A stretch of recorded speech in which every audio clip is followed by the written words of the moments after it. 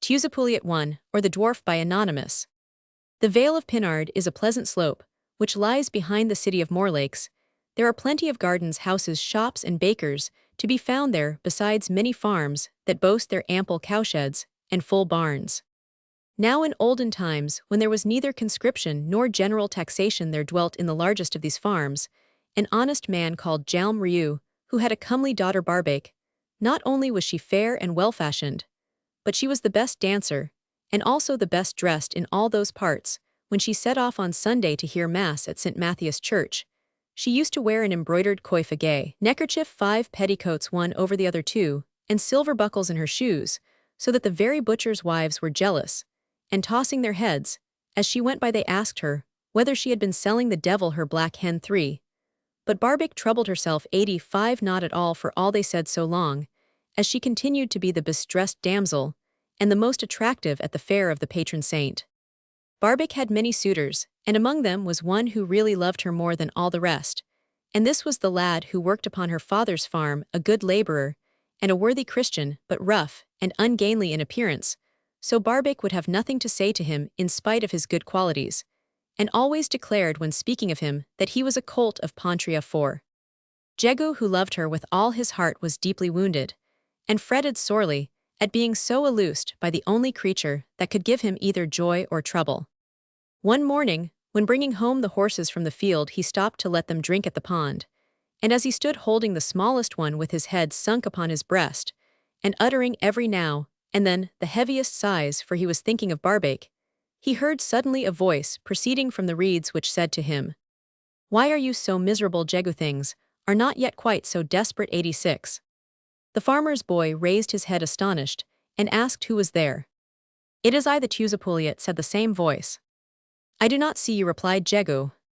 "Look closely, and you will see me in the midst of the reeds, under the form of a beautiful green frog. I take successively whatever form I like, unless I prefer making myself invisible. But can you not show yourself under the usual appearance of your kind?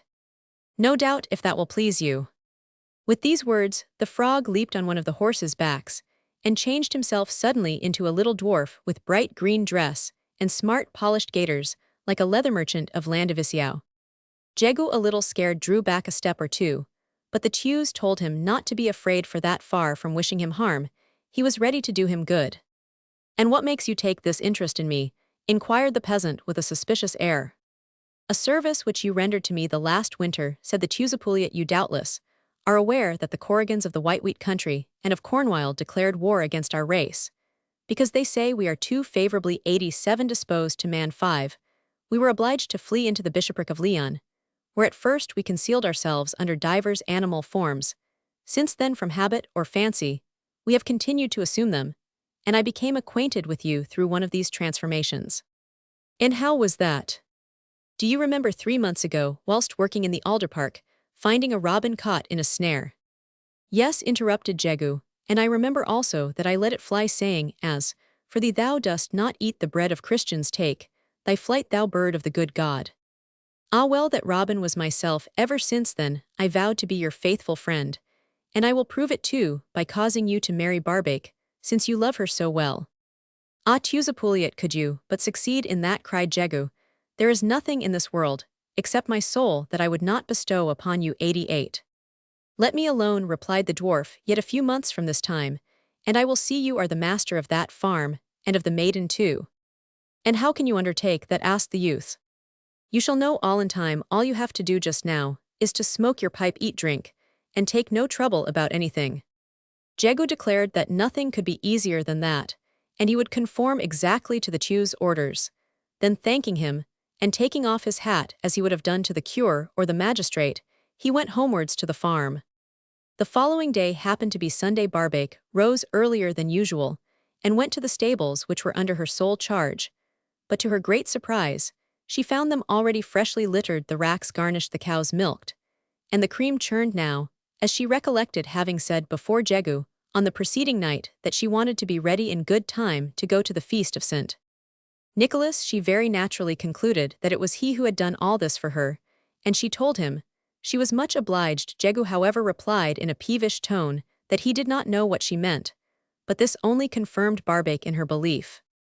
The same good service was rendered to her 89 now. Every day never had the stable been so cleanly, nor the cows so fat.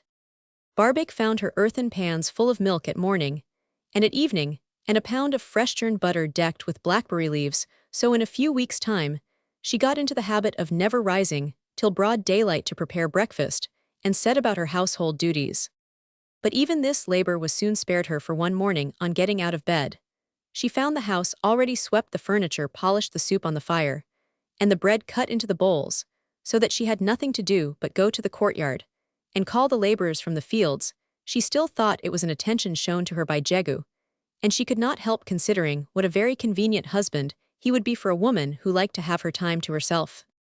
And it was a fact that Barbaik never uttered a wish before him that was not immediately fulfilled if the wind was cold, or if the sun shone hot, and she was afraid of injuring her complexion. By going to the spring she had only to say low, "I should like to see my buckets filled, and my tub full of washed linen."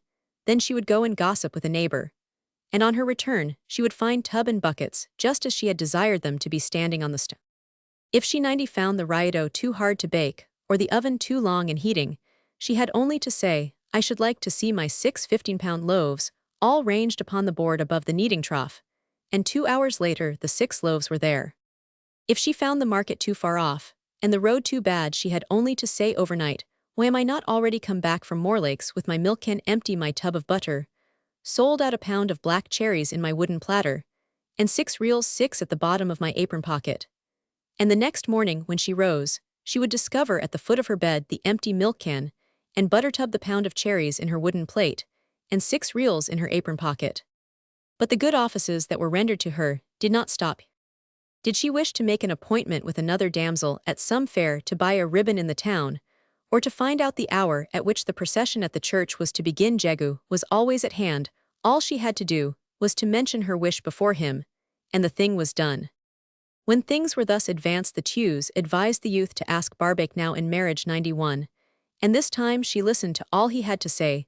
She thought Jegu very plain and unmannerly, but yet as a husband, he was just what she wanted. Jegu would wake for her, work for her, save for her. Jegu would be the shafthors forced to draw the whole weight of the wagon, and she the farmer's wife seated on a heap of clover, and driving him with the whip. After having well considered all this, she answered the young man as a well-conducted damsel should, that she would refer the matter to her father. But she knew beforehand that Jalm Ryu would consent, for he had often said that only Jegu would be fit to manage the farm when he should be no more. So the marriage took place the very next month, and it seemed as if the aged father had but waited until then to go and take his rest in paradise. For a very few days after the marriage, he died, leaving the house and land to the young folks. It was a great responsibility for Jegu, but the Teuz came to his assistance. He became the plowboy at the farm, and did more work alone than 4 hired laborers. He it was who kept the tools and harness in good order, who repaired omissions, who pointed out the proper time for sowing, or for mowing. If by chance Jegu had 92 occasion to expedite some work, the Teuz would go and tell his friends, and all the dwarfs would come with hoe, fork, or reaping hook upon their shoulders. If teams were wanted, he would send the farmer to a town inhabited by some of his tribe who would be out upon the common, and Jegu had only to say, "Little men, my good friends, lend me a pair of oxen or a couple of horses with all that is needed for their work," and the team would appear that very instant. Now all the Teuz-a-pouliet asked in payment of these services was a child's portion of broth served up in a milk measure every day. So Jegu loved him like his own son. Barbaik, on the contrary, hated him, and not without reason, for the very next day after marriage, she saw with astonishment she was no longer assisted as before, and as she was making her complaint to Jegu, who seemed as if he did not understand her, the dwarf, bursting out in laughter, confessed that he had been the author of all these good offices, in order that the damsel might consent to marry Jegu, but that now he had other things to do, and she must once more undertake the household management.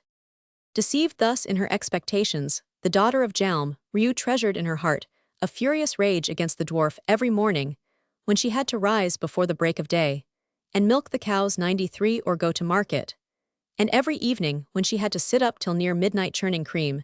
She cursed the Teuz who had encouraged her to look forward to a life of ease and pleasure. However, one day, being invited to a wedding at Plouizorch, and not being able to take the farmare as it was near foaling, she asked the Teuz-a-pouliet for a steed, and he sent her to the dwarf village telling her to explain exactly what she wanted. So Barbaik went, and thinking she was doing for the best she said, "Teuz, my friends, lend me a black horse with eyes, mouth, ears, saddle, and bridle." The horse that she had asked for instantly appeared, and she set out on him towards Plouizorch. But soon she saw that everyone was laughing as she went along. "See, they cried, the farmer's wife has sold her horse's tail." Barbaik turned quickly round, and saw indeed that her horse had no tail. She had forgotten to ask for one, and the malicious dwarf had served her to the letter. Disconcerted, she would have hastened on, but the horse refused to mend his pace, and so she was compelled to endure the jests of passers-by. The young wife came home at night more 94 furious than ever against the Teuz-a-pouliet, accusing him of having played her this ill turn on purpose, and fully resolved to be revenged upon him at the earliest opportunity. Well, spring drew near, and as this was the time the dwarfs held festival, the Teuz asked leave of Jegu to extend an invitation to all his friends to come and spend the night on the barn floor where he might give them a supper and a dance. Jegu was far too much indebted to the dwarf to think of saying no, and ordered Barbaik to spread over the barn floor her finest fringed tablecloths, and to serve up a batch of little buttercakes all the morning and the evening milk, and as many wheaten pancakes as could be turned out in a good day's work. Barbaik made no reply to her husband's great surprise. She made the pancakes, prepared the milk, cooked the buttered cakes, and at eveningtide she took them all out to the barn, but at the same time she spread down all round about the extended tablecloths, just where the dwarfs were going to place themselves, the ashes she had drawn smoking from the oven, so that when the Teuz-a-pouliet and his guests came in to seat themselves, they were every one severely burned, and fled away uttering loud cries. They soon came back, however, carrying jugs of water and 95, so put out the fire, and then danced round the farm, all singing in an angry tone, "Barbriou with dire deceit has roasted our poor little feet. Adieu, far hence away we go. On this house be grief and woe." And in fact, they left the country that very morning.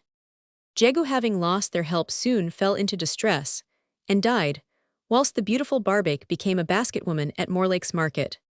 Since then the Teuz have never been seen in these parts. However, there are some who say that all good workpeople have to this very day 10 dwarfs who toil for them, and not invisibly, and these ereth their 10 fingers 96. 1. Literally Willithuisp. 2. A number of petticoats is considered a mark of great elegance amongst the Breton peasant girls around Morlakes. 3. A proverbial expression denoting some suspicion that people have been acquiring wealth, somewhat unfairly. There is an old tradition among the country people that if you take a black hen to some crossroad, and there use certain incantations, you can summon the devil, who will pay you handsomely for your hen. 4. Hubule pontro, a Breton form of reproach to young rustics of ill address. 5. All European nations have admitted 2 races of dwarfs, the one mischievous and impious, the other benevolent to man. The first is represented in Brittany by the Corrigans, the second by the Teuz. The Teuz is just the same as the elf or fairy of the Scotch and Irish, aiding the labourers in their toil, and resembles the mountain spirit of Germany. 6. In Brittany, they reckon by reals. The Breton real is not worth 1 franc 8 centimes as in Spain, but only 25 centimes.